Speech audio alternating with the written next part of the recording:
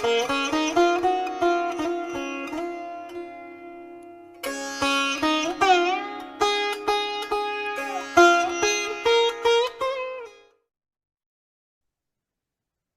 and welcome once again to White Lotus of Light conversational series, and I am thrilled and honored to have a friend of mine, and this is so weird for viewers of my channel. I used to work with Cynthia years ago, which we'll talk about that much more, not in any cool government black ops type stuff, but rather we were both social workers together, which we'll talk about that more when we get into the meat of this interview, where we're going to be talking to Cynthia,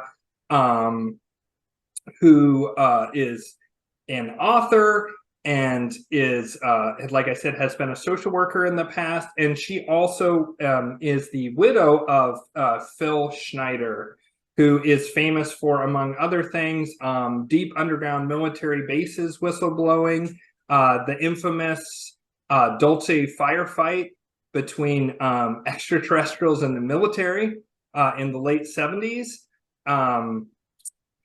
We used to talk about, and we'll get into this later, we used to talk about the Mandela effect a full decade before that phrase was coined, which Cynthia has a super powerful and I think correct theory on why that happens. We are going to talk about how Phil and some of his friends were involved in the alchemization of metals and being able to turn certain base metals into literal physical gold, but with a catch. And so we're going to get into all of that here in a few minutes, but I just want to say real quick, thank you so much, viewers. Thank you for subscribing and watching the channel. And I want to do a quick shout out to my patrons. My patrons are Molite. We also have Ryan Chandler and Dan Whipple.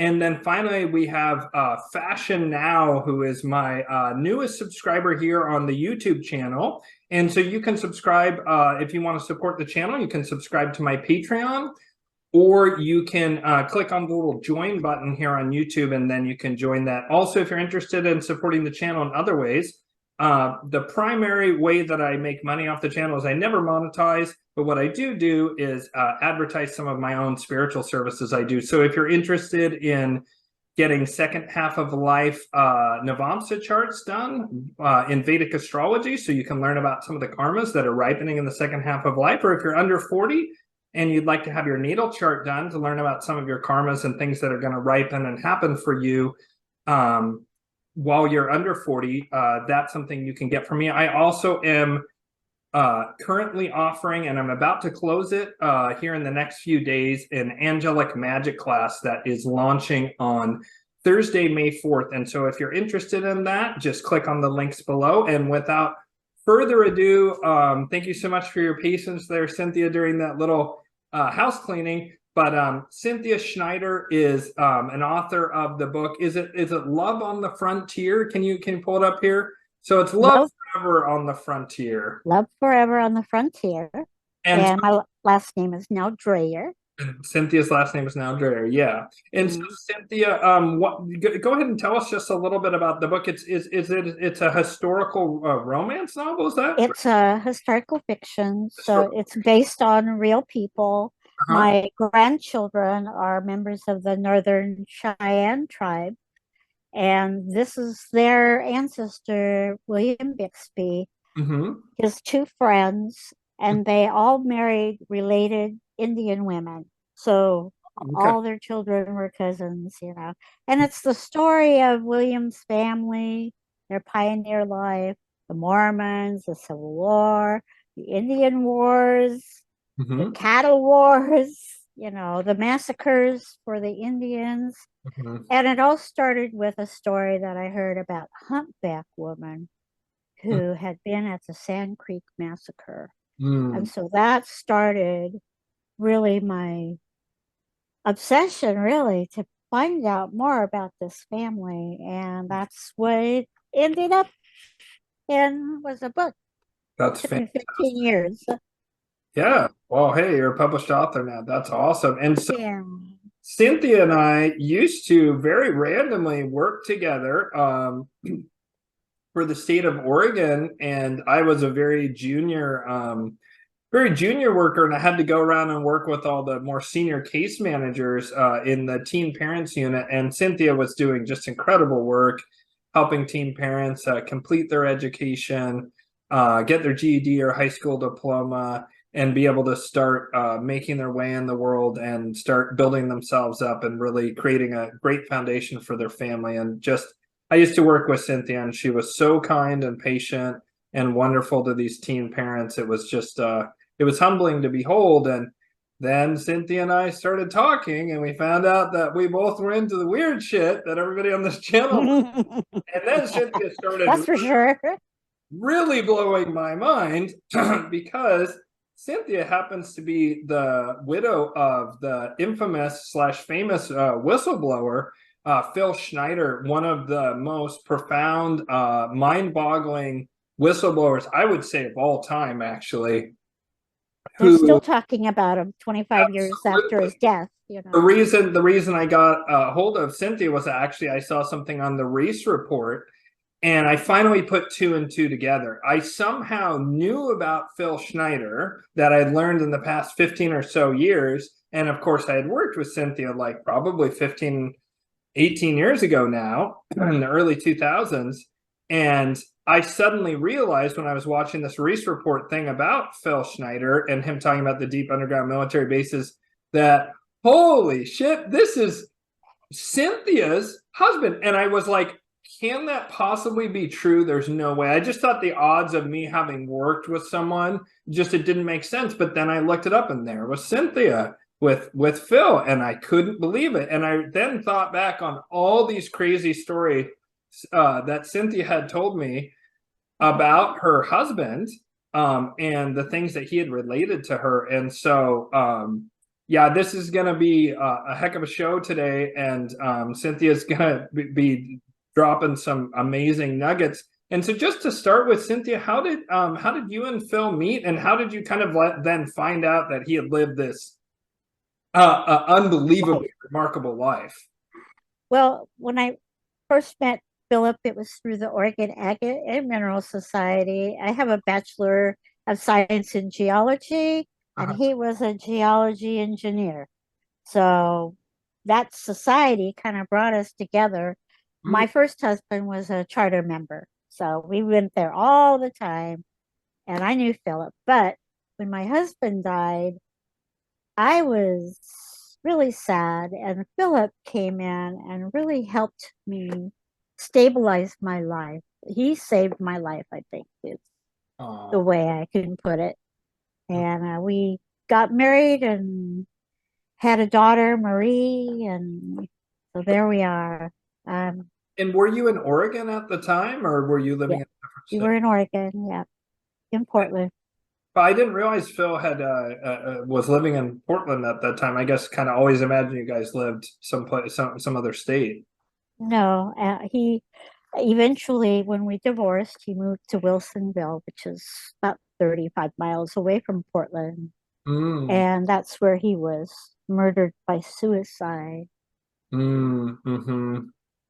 So there's a strange story about, his death. We'll definitely talk about that. Just real quick, how did he first start? I mean, when did he start talking to you about sort of his incredible experiences? Well, I'll tell you. What year did you meet, real quick? What year did you meet? Well, together was 1986. We got married in 87, and the baby was born in 87. Mm-hmm. When I first met him, he was on drugs that were like playing with his mind. They were killing him rather than helping him. And I can't help but think that, they already wanted to get rid of him. Mm-hmm. But my medical plan went in, and he got so much better. And then the things started coming back. And he would say to me, I know you're not going to believe this, but I'm just like remembering all this stuff now. And he would start talking to me about it. Then he connected with Ron Rummel, who was writing Alien Digest. And that kind of helped start it. he was writing articles for Ron Mm-hmm. and his little alien digest. And then Ron died with a gunshot wound to his head. And they said, oh, he committed suicide. And then I said to Philip, you really think it was suicide? And so when Philip looked into it, the gun had no blowback blood on it. It had been wiped clean. Obviously, he'd been murdered.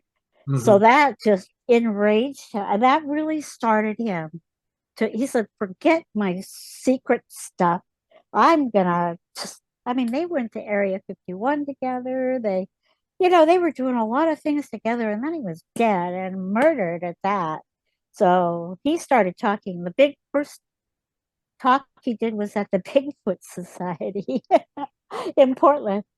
Mm. And it was on the stealth bombers from Area 51, Dream Lake. And I heard him talking to his brother about Dream Lake. And I think his brother flew planes out of there. I mean, they were like, his sister was in the CIA, his mother was in RKO. If you know what that is, it was a movie company that did secret stuff. Huh. And his father was a cosmic clearance, which is the highest NATO for your eyes only. So, and Philip was a rhyolite, which is kind of, important, but not the highest. His father was the highest, a 33rd degree Mason. Mm-hmm. So when he started to talk out about all this, then he met Al Bielek, who also believed he was on the Philadelphia experiment. Wow. And it turned out that Philip's father worked on the Philadelphia experiment. And I saw documents that basically prove it, that it really did exist. And as the men who had been captured and kept, when they died, Oscar was a doctor. He would come in and autopsy them. And he found little things in their brains, behind their eyes, in their legs, their arms, and Is this that was being autopsied? The sailors who were involved in the Philadelphia yes, experiment? Okay. yes, they were being autopsied. And Oscar found things in them he couldn't explain what they were. They were little gold tipped things with little wires. And he sent one to Condon, who was a famous doctor in Colorado. Uh-huh. And well, now you know what they are. They were implants from aliens. So when the Philadelphia experiment disappeared, it went into another dimension, Yeah. reappeared in Newark, New Jersey. So it went from Philadelphia, just like boom. And then they said, okay, well, let's go back now. And when they came back, the people were impaled in the ship, and some of them were crazy, and some of them disappeared. And it was horrible, And those men that were left over got put into kind of like a prison in Virginia. And as they died, they got autopsy. And that's what they would find, these implants. I Interesting. saw Bud Hopkins with an x-ray of a person with an implant right behind their nose bridge here. It was exactly the drawing that Oscar had drawn on this paper. I mean, I had letters that Oscar wrote to Condon about this. What the hell do you think these are? They're all over. Wow. He had the best training. He was a cosmic clearance. He knew everything, but he didn't know what this was. So it was the first time anyone had been autopsied with these things. And But so that's this is because, Oscar Schneider, that is Phil's father? yes, he Okay. was Captain Oscar Schneider, MD, And so and he was in the Navy.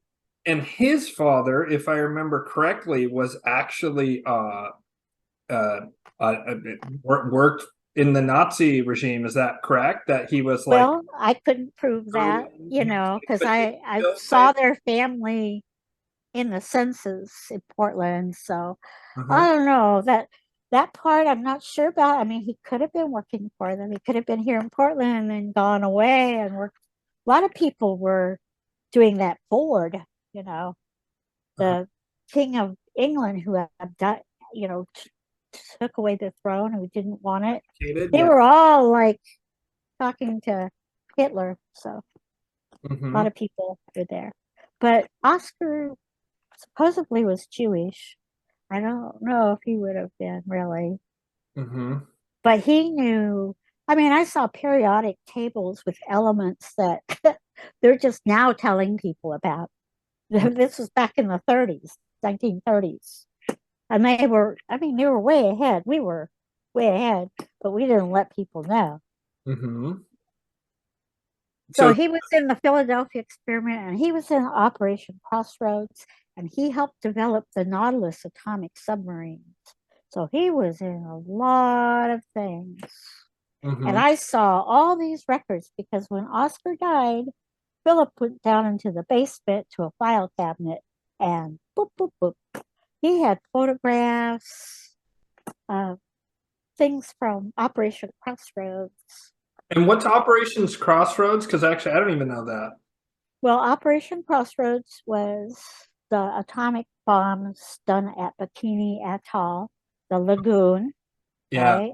And you have to think, why would they be bombing a lagoon where people were living? They had to take all these people and move them away. And then they bombed this lagoon, the Bikini Atoll. Well, there were photographs that Philip was showing in his lectures of UFOs coming up out of the the lagoon as the bomb is going off. You can see the little starting, and then there's these, and they've got water dripping off of them. We Wow. have those photographs. Now, when he died, was murdered, all of that stuff was gone. There wasn't anything left. No notes, no photos, no alien medals, no, it was all gone. But I know what I saw. Now, the weirdest part of this is, I mean, I don't want to think there are aliens in the world. There are, okay. And I happen to have a daughter who went to school with a little boy with the last name of Stilling.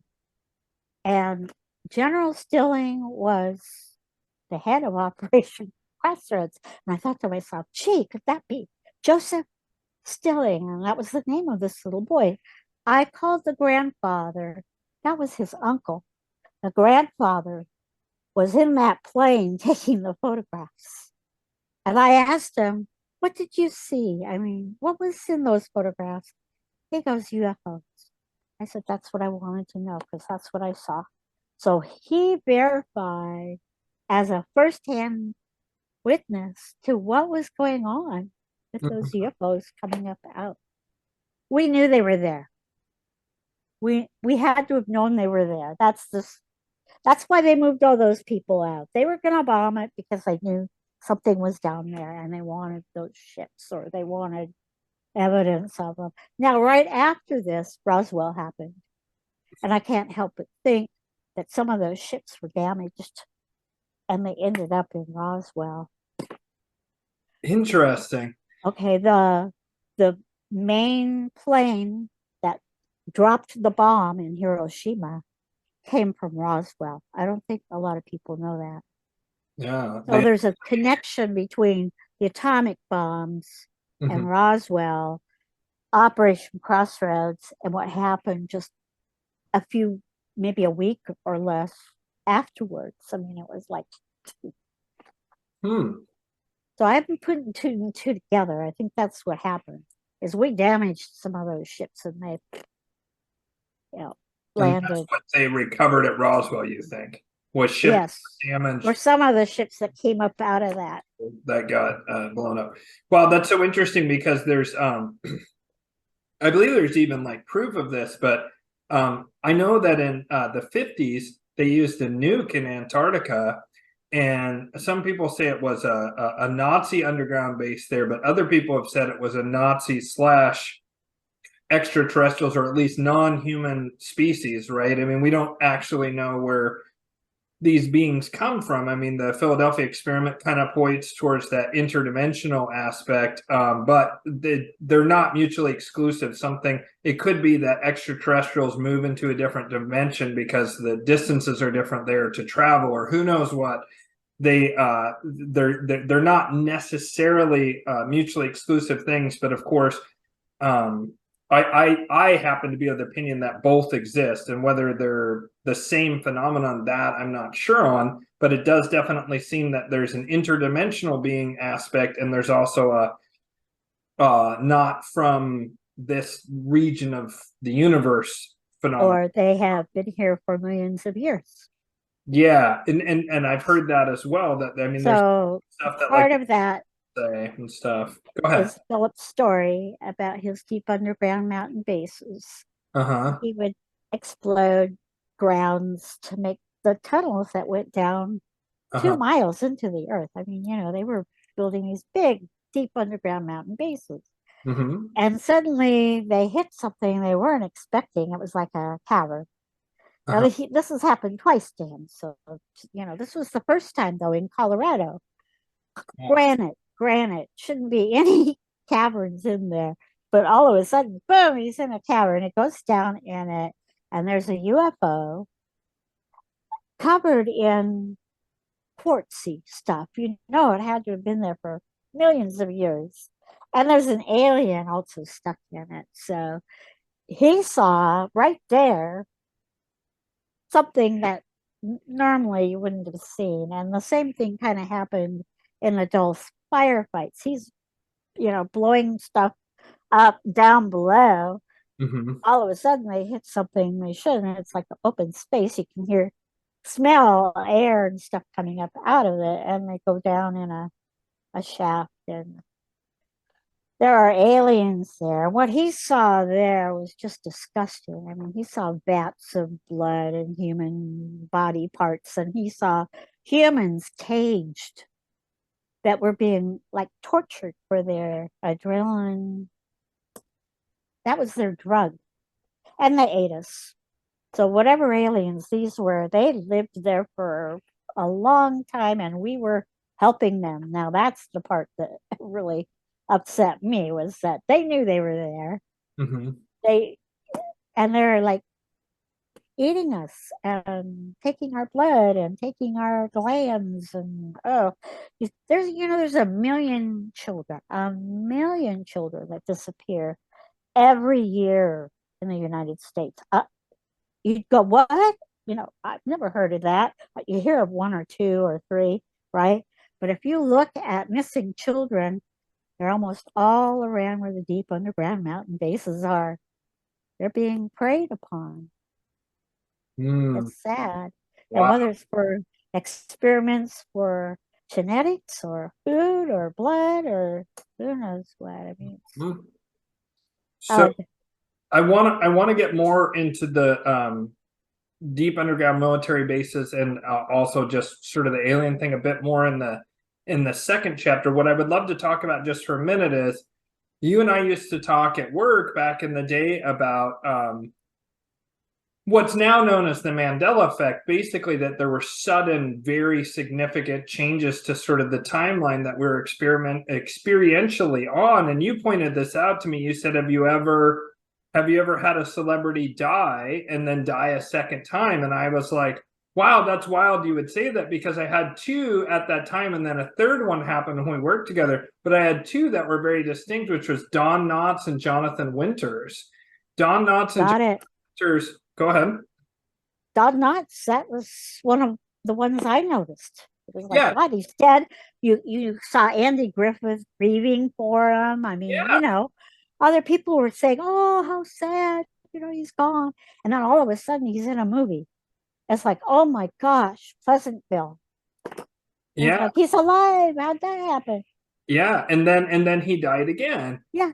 And when you said that to me, I was like, wow, that's wild, because I had noticed it with Jonathan Winters and Don Knotts specifically. And then when you and I worked together, Charlton Heston died for the second time, if you recall. And you and I were both going nuts, because we both ran to each other at 8 a.m. when work started. And you were like, he died before, right? And I said, yes, thank you. Because I remember all the late night comedians, the lefty comedians were all like, well, now you can pry that gun from his cold dead hand.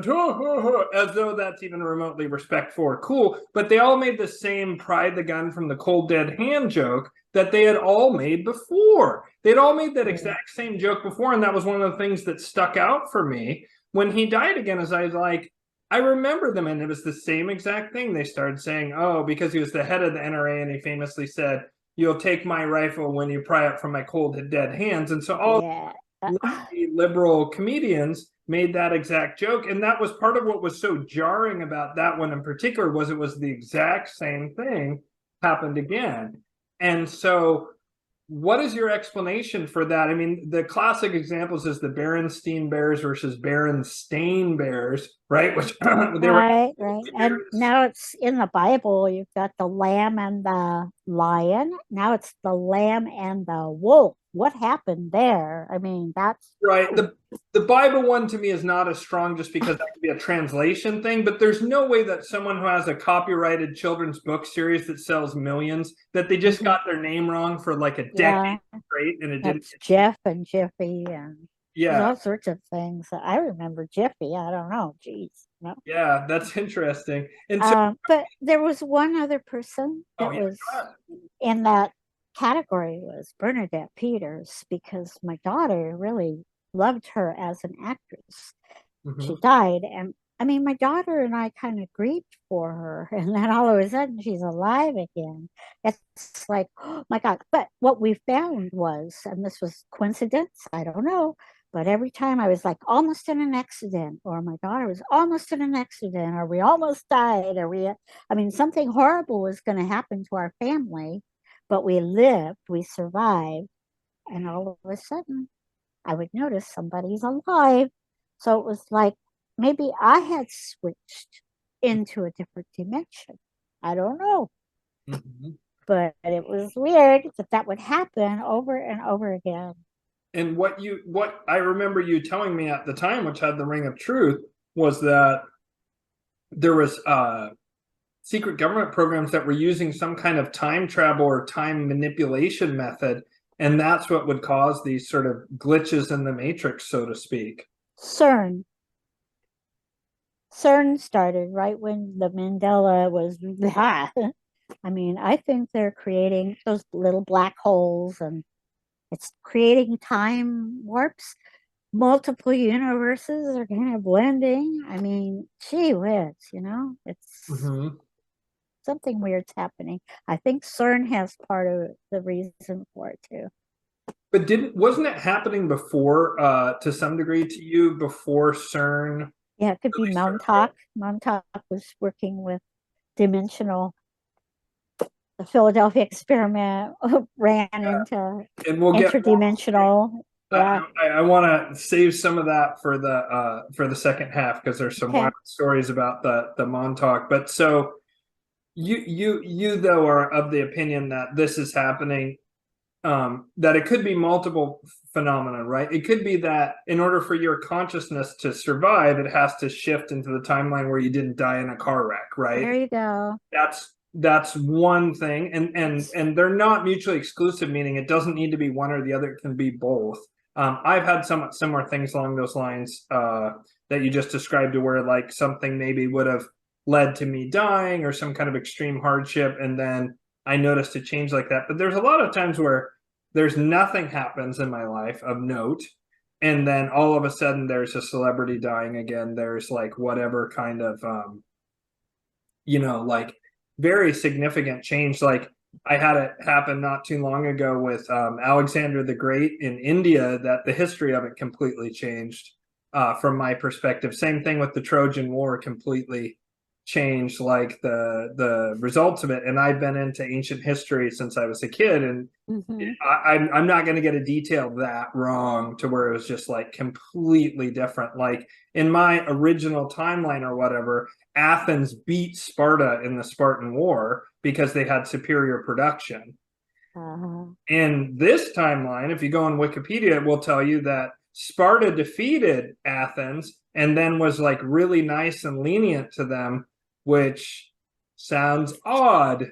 And Wouldn't happen. there was also there was also something very significant that changed about Alexander's story, although I can't pull that thread right now. But I've definitely had major things that can't be one way.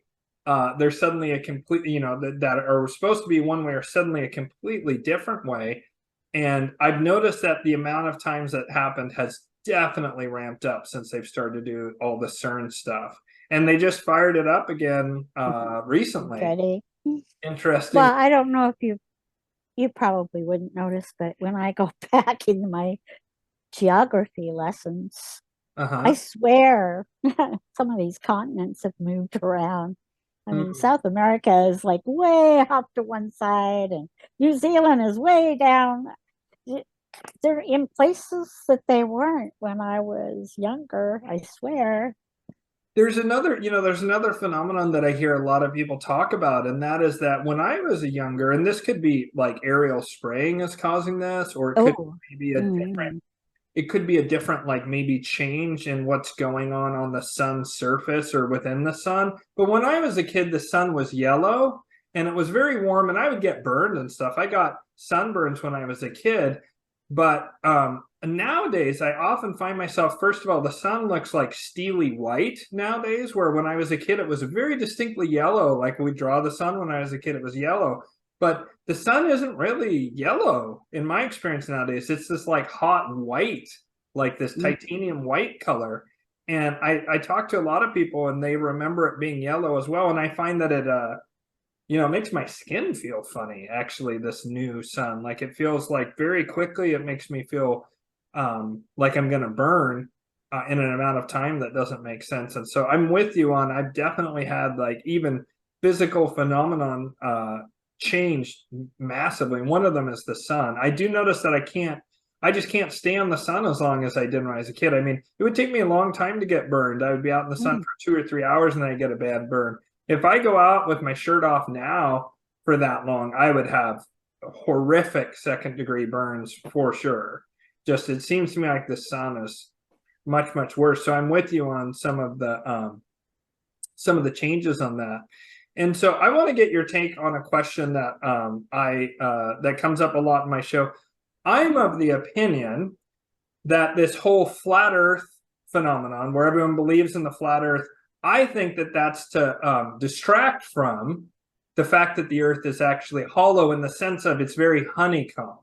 It's very, very honeycombed. The surface of the Earth has vast caverns in it that are natural, but it also has vast, incredible amounts of man-made and perhaps like other species having created those tunnels. And I'm just curious, like, what are your thoughts? And it's fine if you believe in flat Earth, then I allow you to believe that. It's not my belief, but I'm of the opinion that flat Earth was trotted out in part to distract from the fact of this hollow Earth, and which some people say is very extreme, and it's like a donut. It's a tube torus, and that there's entrances at the poles, and there's maybe a truly vast cavern, and even an internal sun, an inner sun. I don't ascribe to that specific theory, although I'm open to it. I'm more open to that than flat Earth personally.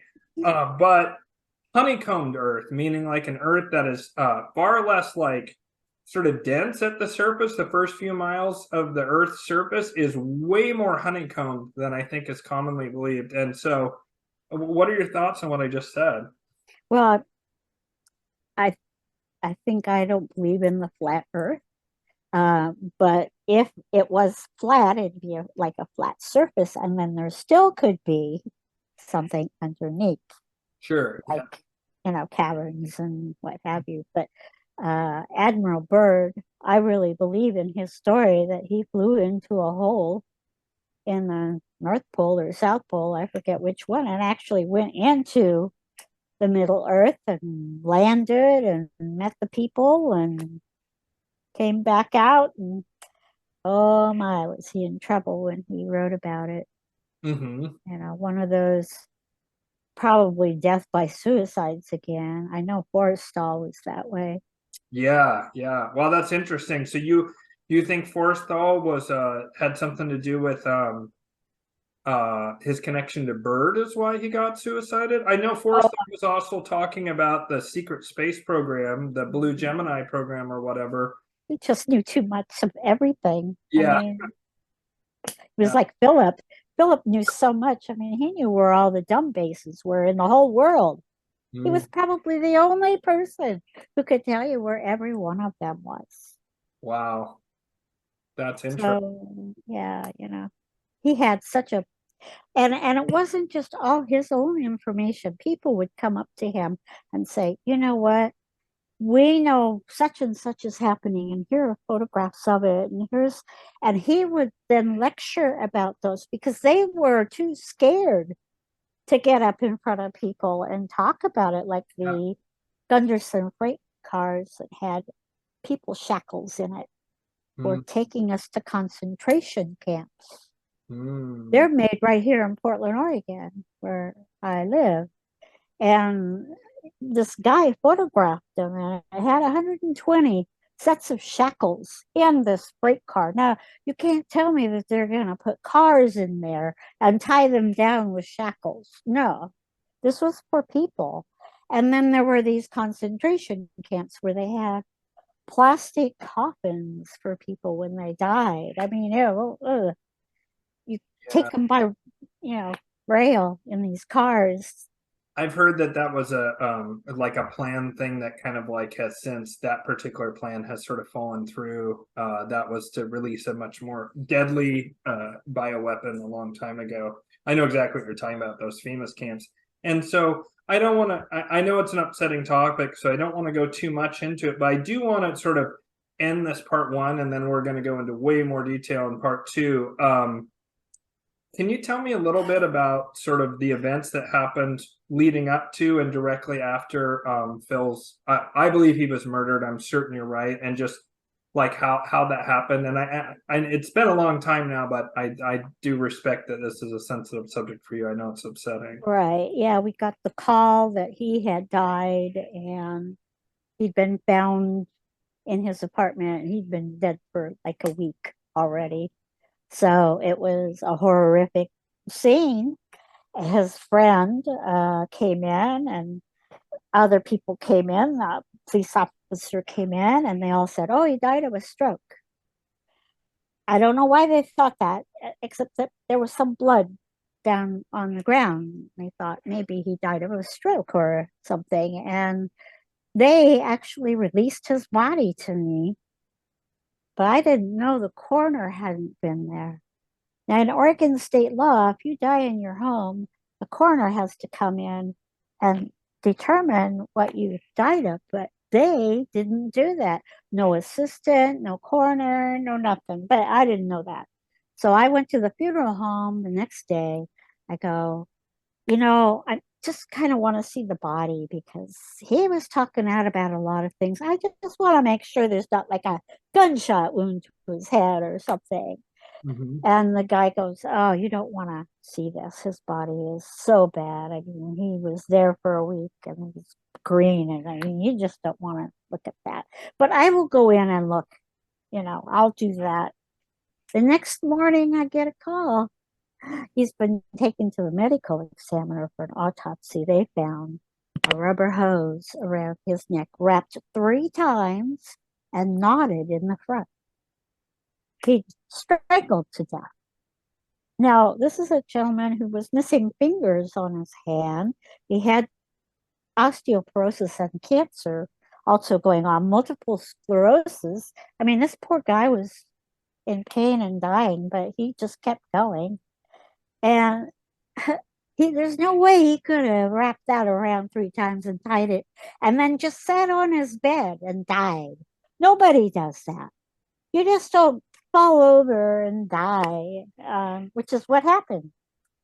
So it was like, okay. And then things were missing from his apartment. Now you try and tell the police officers, "Hey, you know what? You got books and you got notes and you've got alien medals and you've got, but there's all this gold and money and jewelry and that's all still there and his wallet. was missing for a few days. It returned all of a sudden, but after I mentioned it. So it was obviously somebody was listening. Anyway, they didn't think it was anything but a suicide. The medical examiner wouldn't do any tests on his blood because you don't waste money on a suicide. So I asked him to hold it for, a year. They said they would do that. At the end of 11 months, I finally found a laboratory that would test it. And guess what? All the stuff was gone. No evidence was left. So I know something bad happened to him, and he didn't leave a note. He was looking forward to writing a book, and that's probably what did it. He was looking forward to writing a book. He was lecturing still. He was going to go to a grand jury about a week after he died. So he was going to be testifying, and I don't know what it was about, but that's Al Bielek knew that he was going to go to this grand jury, and then he was going to go on the lectures in Florida with him. So he knew his schedule, what it was. He never made it. He was dead before that. He probably died on the 10th, and he was discovered on the 17th. So, yeah, Wow. that was tough. And so many people didn't believe it. So many people didn't believe what was going on for him. Did you say he had alien medals? He had medals like from... He did. Yeah. He had alien medals. He went to Area 51 with Ron Rummel, and, they were like metal detecting, and they found all these metals that would not normally. In fact, he had so much of this little flake-like stuff, they actually put it in one of the Bigfoot Society newsletters. It's like, okay. Yeah, he was showing them off to the people. He had a suitcase. That suitcase was gone. Or it was there and it didn't have the medals in it, all the notes that he was writing for his book. Now, I know he was writing a book because I wrote a chapter, How to Survive an Alien Abduction, because I had my theories about that. And I had written a chapter for his book, and that was gone. I mean, obviously, what should have been there, it wasn't. So, yeah.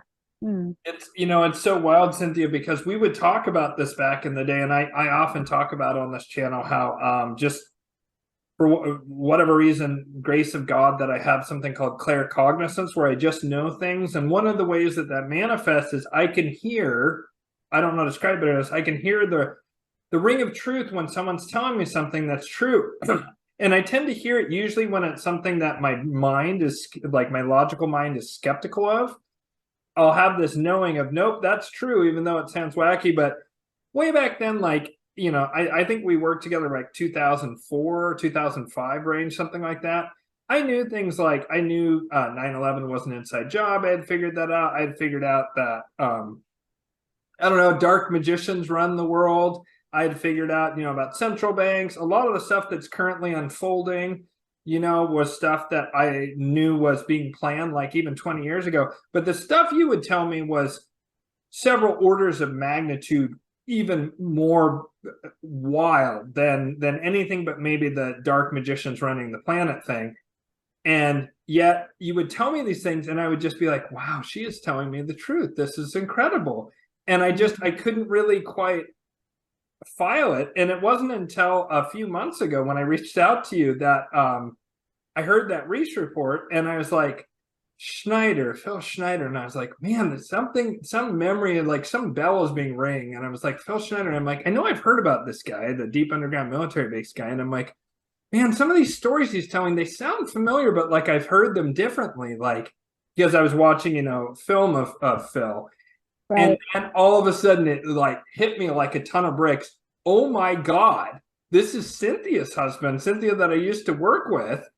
And I was like, no way. And then it took me a while to, like, through mutual friends and so forth, to track you down and connect. But like some of the things that you told me about that I want to talk about in more detail in part 2 is I do want to talk a little bit more about what Phil shared with you about the Dulce firefight.